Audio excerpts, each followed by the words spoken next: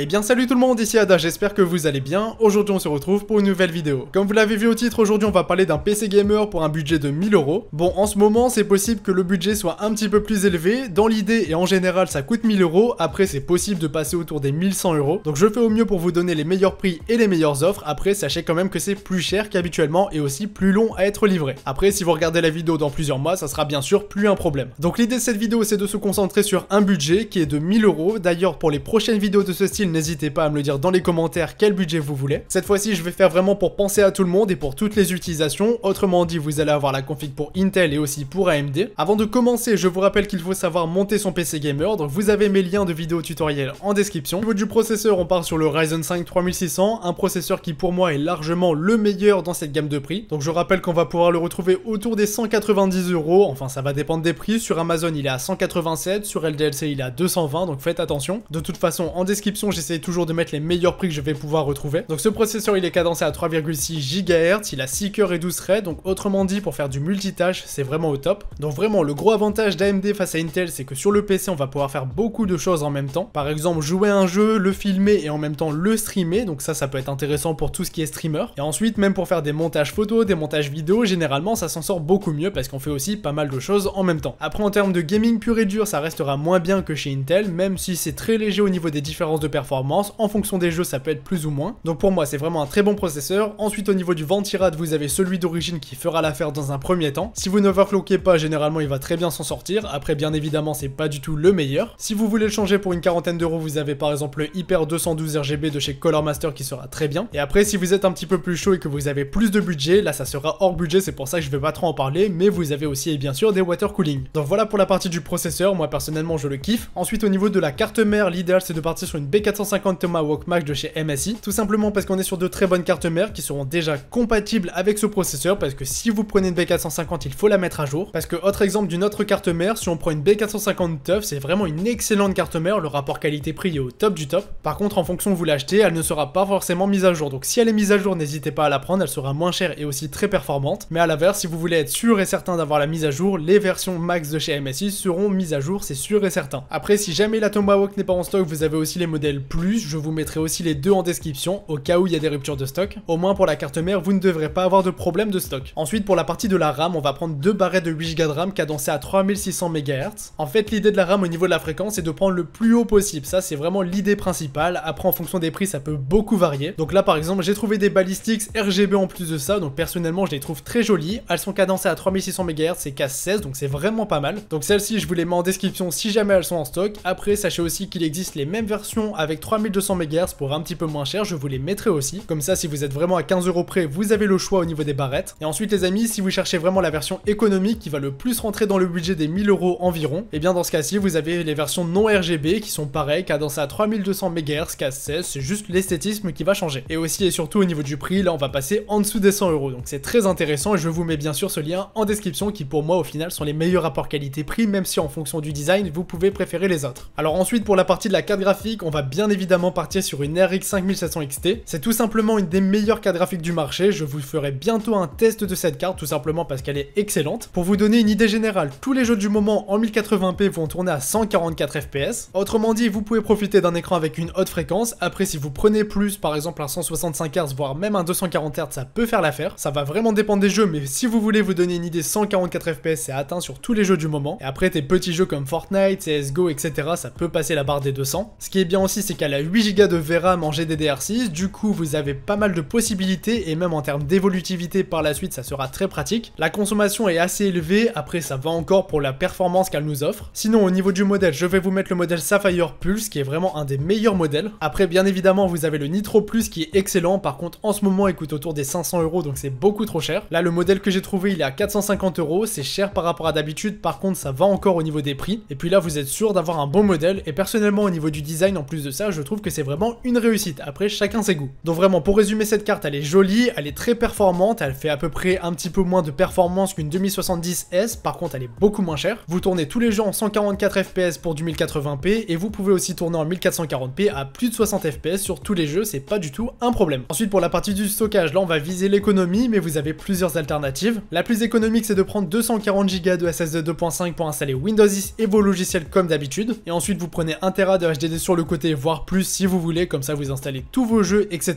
Et après, si vous avez plus de budget, vous pouvez prendre un plus gros SSD bien sûr, donc à 480 Go ou même un 960. Là, ça va vraiment dépendre de votre budget et de votre besoin en stockage. Après, pour respecter le budget des 1000-1100 euros, faudra prendre le 240 plus 1 Tera de stockage en HDD. Alors ensuite, au niveau des boîtiers, on va prendre le MB511 qui est un excellent boîtier qui est encore en stock à l'heure actuelle et c'est vraiment ça la problématique du moment pour les boîtiers, c'est les ruptures de stock. Il est un petit peu cher parce que là sur Amazon je l'ai trouvé à 86 euros, mais au moins c'est un très bon boîtier, là il n'y a pas de problème dessus. Après si vous préférez, vous avez aussi le 220T RGB Airflow de chez Corsair qui pour moi est un petit peu moins bien que le MB511. Par contre au niveau des designs c'est mitigé, moi personnellement j'aime beaucoup celui de chez Corsair. Et dans l'ensemble on est sur des vraiment bons boîtiers qui vont pouvoir accueillir la config sans trop de problèmes et au niveau de l'airflow ça va dans l'ensemble. Et pour finir au niveau de l'alimentation, on va partir sur une BeQuiet System Power 9 qui sera à 600 watts. Ça suffit amplement sur cette config, 600 watts vous allez avoir du mal à les atteindre, au moins vous pouvez upgrade sans trop de problèmes. Sinon au niveau de l'alimentation elle est silencieuse donc ça c'est vraiment très intéressant. Après elle est non modulaire et certifiée Bronze Plus donc on peut faire mieux, mais par rapport à son prix et à ses stocks c'est vraiment intéressant de prendre celle-ci. Donc voilà pour la configuration en version AMD, elle est extrêmement polyvalente et ça c'est son gros point positif. Au final vous pouvez absolument tout faire, en plus de ça dans l'ensemble elle sera plutôt design. Donc cette config c'est vraiment ma préférée de la vidéo, c'est celle que je vous conseille d'ailleurs le plus. Après si vous faites partie de la team Intel, bah voici quelques petites variantes que vous pouvez faire sur cette config. Donc dans l'ensemble on va garder la même base sauf qu'on va changer quelques petits points, donc le processeur, la carte mère et les barrettes de RAM. Sinon tout le reste pour toute la configuration ça va rester identique, donc au moins ça c'est clair. Alors pour commencer avec le processeur on va partir sur le i5 9600KF. C'est vraiment un très bon processeur pour le gaming, il n'y a rien à dire, il s'en sort extrêmement bien. Comme pour le AMD il a 6 cœurs, par contre il a que 6 threads et là c'est vraiment un problème si vous voulez faire du montage, du gaming, etc. Enfin du multitâche tout en même temps. C'est pourquoi ce processeur je vous le conseille par rapport à AMD